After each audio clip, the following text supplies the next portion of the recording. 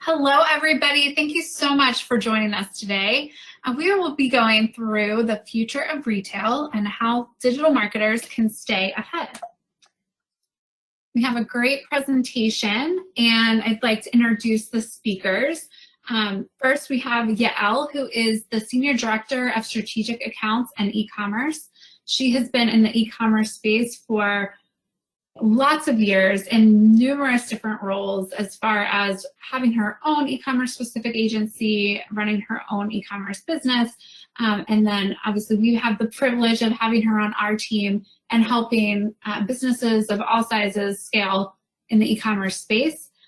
We also have Jim, who is our Senior Director of Strategic Accounts and Digital Marketing. He has been in the industry as a whole for 30 plus years. He's been with AdTaxi for 10 plus years, and we are very, very grateful to have him as well. He brings a lot of wealth and knowledge across multiple platforms. And then I'm Lindsay O'Connor, the Senior Director here of Business Development, and have had various roles working hands in hand with clients, as well as bringing in new business for AdTaxi. So thank you guys so much for joining. We have a little agenda here to go over. Jim's going to cover the industry outlook and the consumer journey. Yael will go through different strategies that you can put into practice for your e-commerce marketing. And finally, I will cover performance and how to look at success. So I'm going to go ahead and pass it over to Jim, and he is going to review the industry outlook. Take it away, Jim. Thanks, Lindsay. Before we get into the minutia of this, I think it's important to establish a foundation of where we are right now. So I'd like to briefly provide some data on current retail sales numbers, increasing concerns about online privacy, and what the customer buying journey looks like as it is today.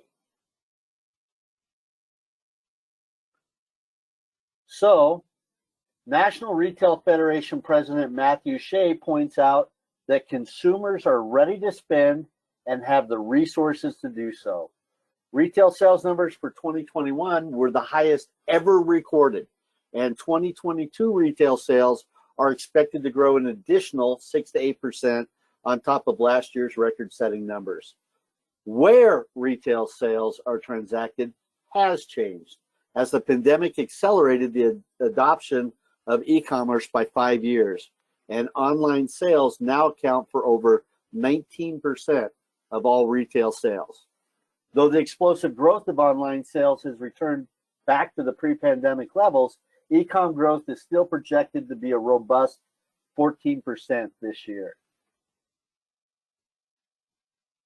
While online sales continue to grow, marketers' ability to identify target audiences and follow customers and site visitors has been severely curtailed as a result of increasing privacy concerns. Apple's iOS update allows users to opt out of being tracked for targeting across apps, sites, and devices. This made it difficult for advertisers to track conversions when someone had opted out of tracking, which 85% of consumers initially did. Marketers had been increasing the efficiency of their ad spend as a result of the data they were collecting, serving increasingly more relevant and personalized ads. The implementation of iOS created the need to step back and take a broader approach at times. It turns out that sales volume was often maintained. It's in large part attribution that had suffered. On Facebook, for instance, we are now only counting sales 7-day post-click and 1-day post-view, where we had been counting conversions 28 days post-view and post-click. Those latent sales are still occurring, we just aren't counting them. Marketers have adapted to the new normal, and social platforms, even with reduced attribution windows, still provide some of the most effective platforms for retail sales. Besides accelerating the adoption of online sales, the adaptations that retailers enacted in order to facilitate commerce through the pandemic have also ended up being something that consumers like. Once that genie escaped the bottle, consumers weren't just unwilling to put the genie back in, they threw the bottle away. Consumers now expect to be able to buy online and pick up in the store, shop online and then buy in store, shop in store and buy online, or buy online but return to a store. Shopping activity, including research and consideration, is increasingly happening online. Gone are the days where a young couple blew a Saturday visiting 3 appliance stores to research and look for a washer dryer for their new home. That research and shopping is now done on a couch with a laptop. Their visit to one store is simply to confirm that the item exists, touch it and feel it, and make the purchase. The research, comparison shopping, and all the other steps still occur. They just happen in the living room. Because manufacturers have seen this increase in online shopping, and they are reticent to leave their aspirations of growth in the hands of retailers who may not have a robust online presence, or retailers who may not push their product online, we have seen a dramatic rise in direct-to-consumer sales. Casper Mattresses, Dollar Shave Club, Warby Parker Glasses are just 3 of many companies who are bypassing traditional distribution channels so that they can control their own destiny. It's an increasingly popular strategy and has expanded options for sales channels and product distribution. It's important to understand what your buyer's purchase journey looks like. We've all seen these sales funnels. Some of these have up to 10 or more sections defined, but I believe that the high section counts are the product of breaking down these 4 main components more granularly. Customers either have a need or become aware of a need, want, or desire. They research solutions or products that will fill that need and consider them using their own filters and criteria. They then come to a decision on what to buy, and then they need to come to a decision on where to buy it.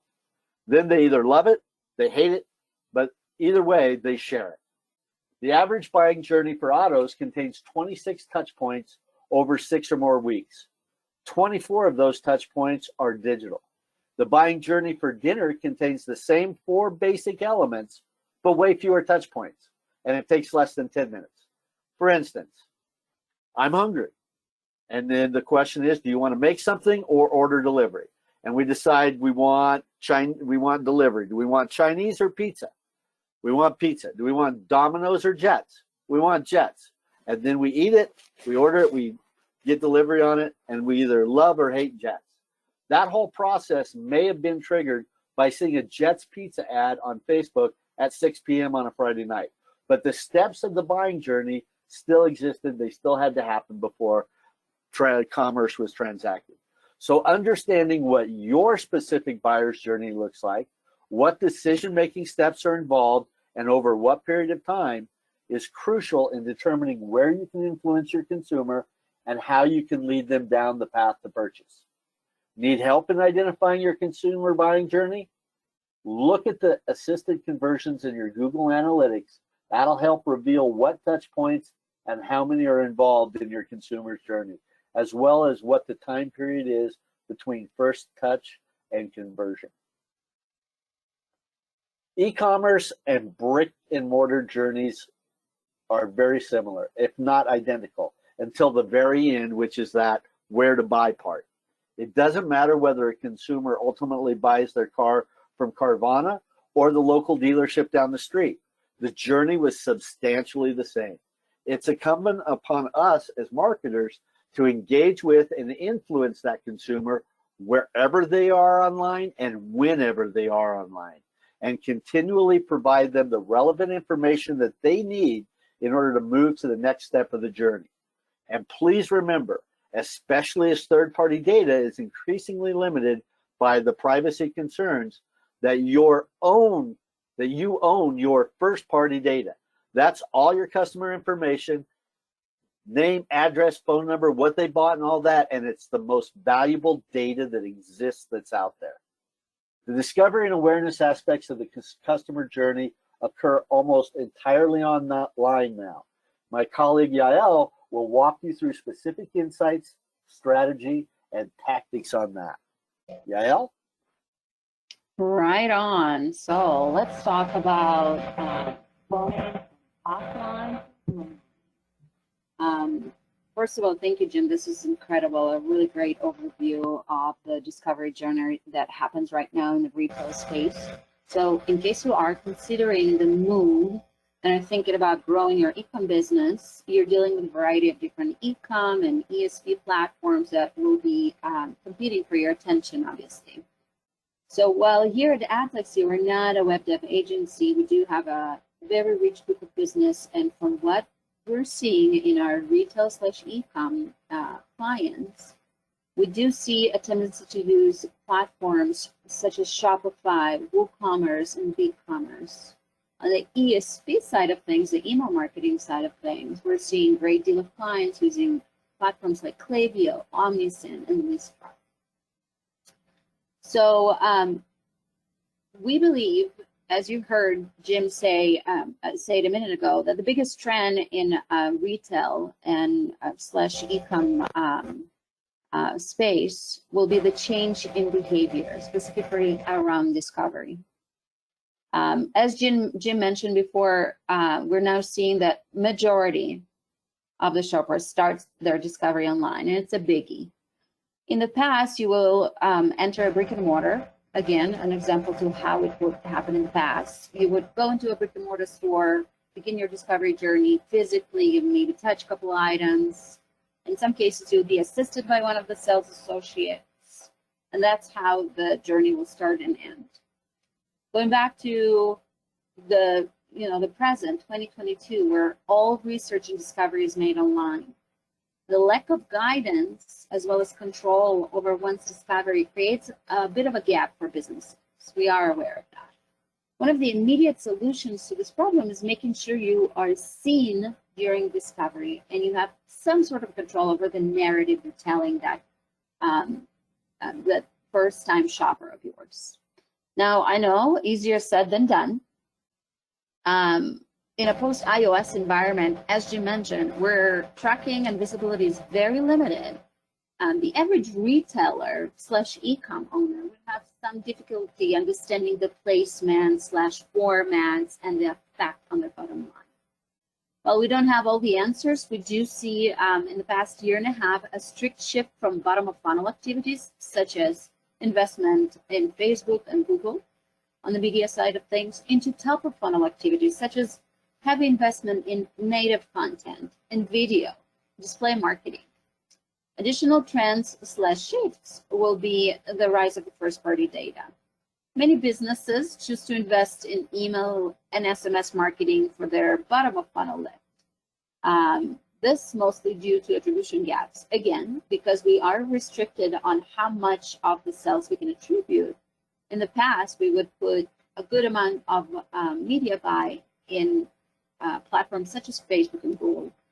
These days, in 2022, what we see is some sort of a diversification. So we do invest heavily in platforms, but we also have email and SMS and other providers helping us convert that bottom of funnel audience. Finally, the control of the narrative. Highly recommend including some sort of a dynamic feed in your media buy.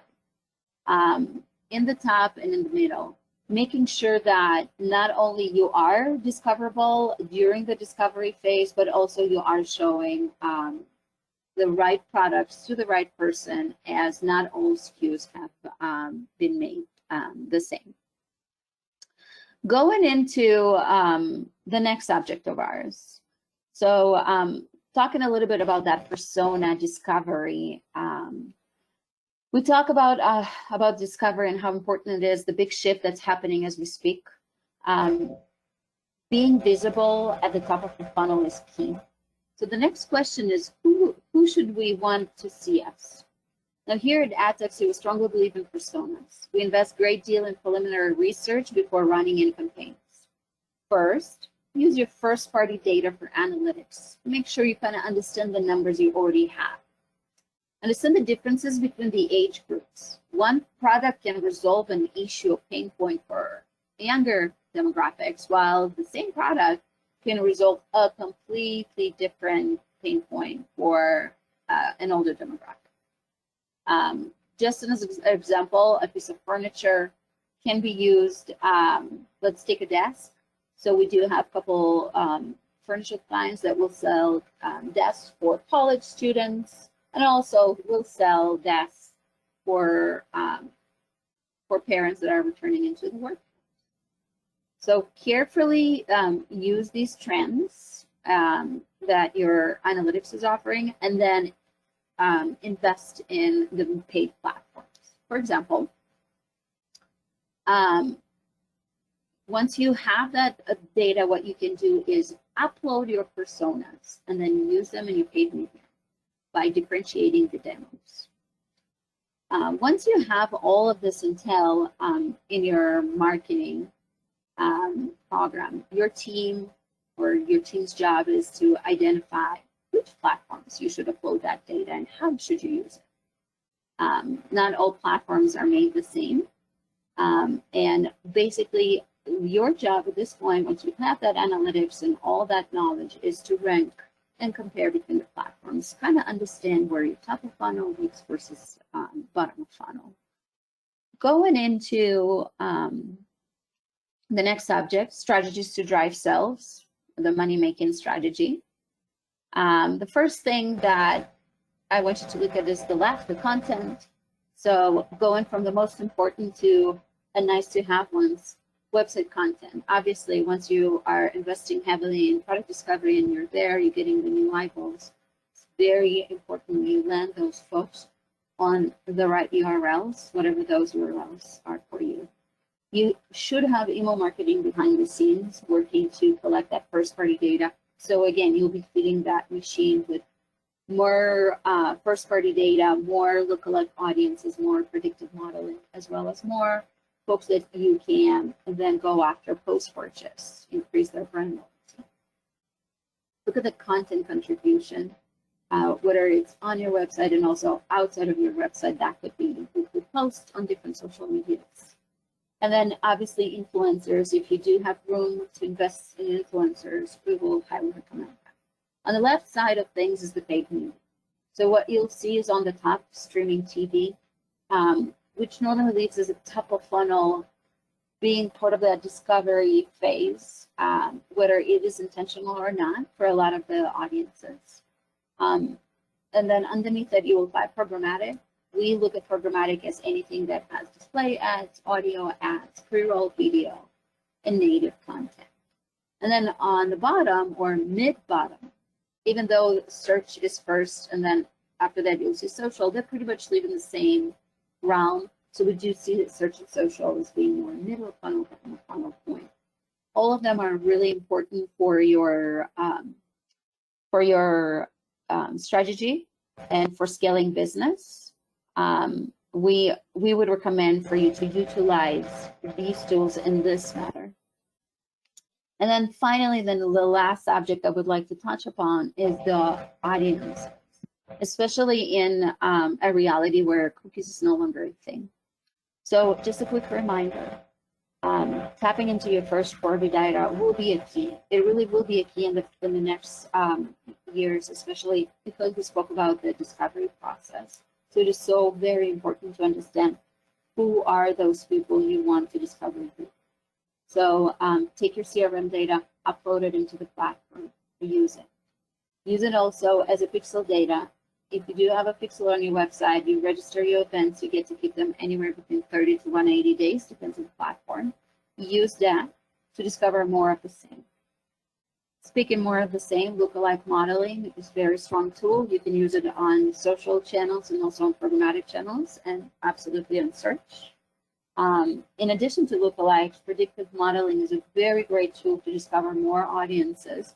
Quick reminder, the difference between lookalike audience and predictive modeling: lookalike stays the same once you feed that seed audience. Predictive modeling is based on your pixel data, so it tends to change when you aggregate events.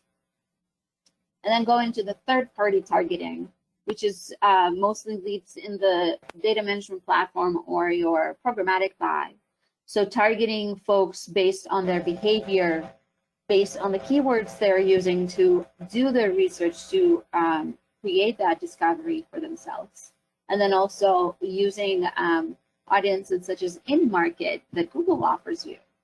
And then demo and geolocation, which means you do want to look at the different age groups and where they live, where are they located. All those are pretty much the secret sauce for success in the next couple of years if you are in retail.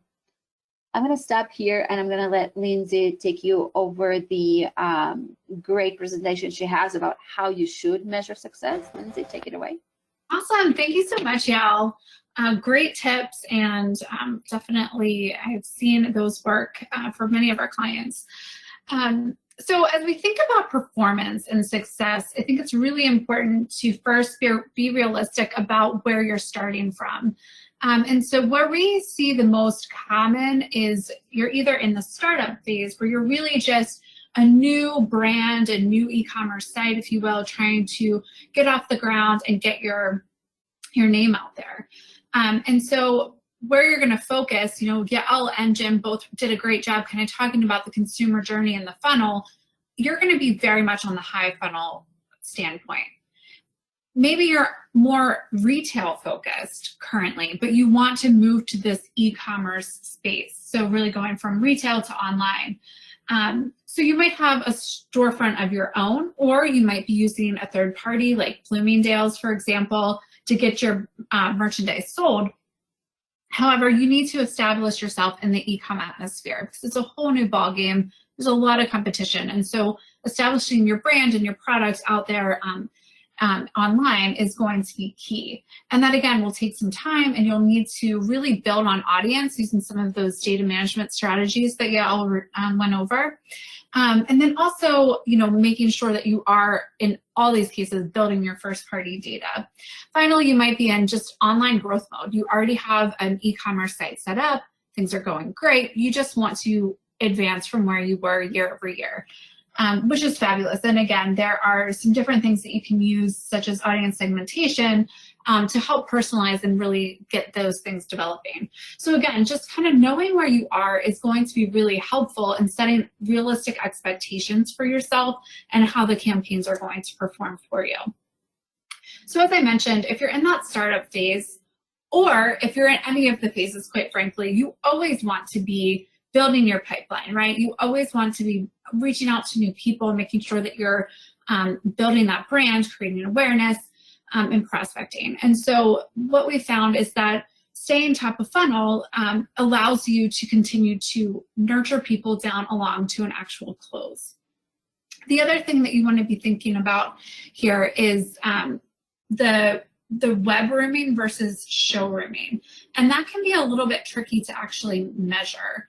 So when we're thinking about this from performance and looking at measurement standpoints, some people do go into, they go online. Jim just talked about this from the journey standpoint, and they're shopping, they're looking around, they're deciding what exactly product it is and what store or brand they're going to go to, and then they go into the actual store to make the purchase.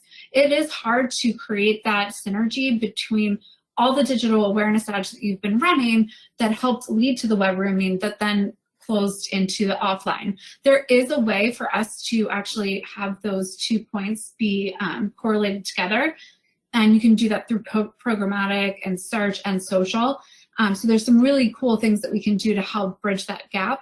But again, it can be a little bit tricky. And then also just thinking about, that it is going to take some time. So having that expectation and patience that as you build your brand, as you're prospecting, those closes aren't going to necessarily happen immediately overnight. It is going to take time for you to build up that pipeline.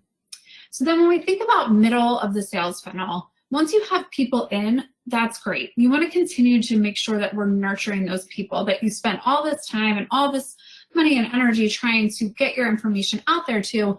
Want to make sure that we're keeping them in the loop and keeping them coming back for more.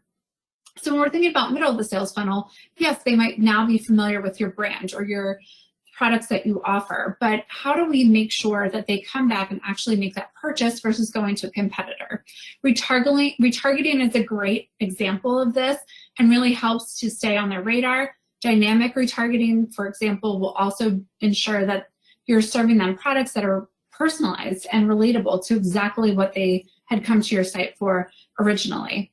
Also, ensuring that you're using an omni-channel approach to reach them across all different platforms. So you don't want to just retarget on social or search. You want to make sure that you're utilizing connected TV and pre-roll video, as well as normal display banner ads or social display ads. All of those are really going to help just kind of solidify and bring people coming back for more.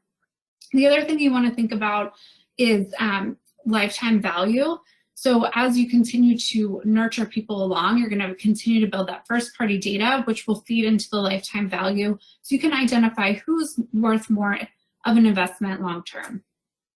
Then when we think about the bottom of the sales funnel, really that's key. One, that's where retargeting can come in again to ensure that we're bringing people back with an incentive if needed, or something to ensure that they're going to make that purchase with you.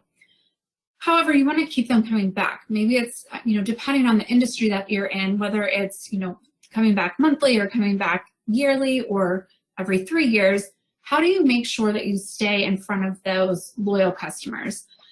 By doing so, it's by segmenting your audiences. Again, I know y'all did a great job of talking about that, but thinking about how are you going to break them up and making sure that you're giving them relevant content to have them come back at the time that seems appropriate. So for example, we have a CBD customer that knows somebody buys every 45 days on average. That's their current life cycle for their clients. So what they start to do by day 40, they start marketing or retargeting the people who recently bought 40 days later to make that purchase, because they know in 5 days, that's when that person is typically going to buy. So making sure that you have those timelines in place and understanding your current customer base will help you set up appropriate strategies and campaigns. Think about automotive. Automotive, you're not always buying a car every 3 months or every year. Instead, what you want to do is make sure that if you saw somebody purchase a car, you're coming back to them with relevant messages about maybe a trade-in, or if it's a lease, you're coming after them in 3 years or 2 years to get them primed and ready to go to purchase later. Also, just valuing the relationship, making sure that you're staying connected, that you're reaching out and keeping your brand and your business in front of these people is going to be really key and helpful in the long term. So finally, thinking about the platforms that you're utilizing is going to be very, very helpful. You want to look at consistently evaluating the goals versus performance of each platform. But it's also important that you understand how the platform is serving the purpose. So if it's, again, connected TV is great from a retargeting standpoint, but also from just a pure branding. And so you don't want to necessarily measure connected TV the same way you would measure search, right? Those are two different things. They have two different purposes. And so you want to make sure that you're kind of giving that fair advantage to the platform. And then finally, ensuring that you're testing and testing and testing and retesting. We do that here at Adtaxi all the time. We never just assume we know everything. We do have a strong, intelligent team, but we always are looking at the data, and we don't want to ever just over-assume that we know all the things that are going to work. We want to look at the data and look at the performance and make smart decisions in the future. So I leave you with that, and also have patience. That is one of the key things I've also learned. So for a summary, again, Jim went over retail industry outlook and forecast, which was really great as just a pure baseline. Yael jumped into the consumer journey and marketing strategy, and I wrapped up with some performance and measuring success tactics. So thank you so, so much. If you still have any questions, please visit our website at www.adtaxi.com, or feel free to email us, or you can give us a call. We have a team of people that are happy to assist you and take any questions that you might have post this webinar. So thank you again for your time, and have a great day.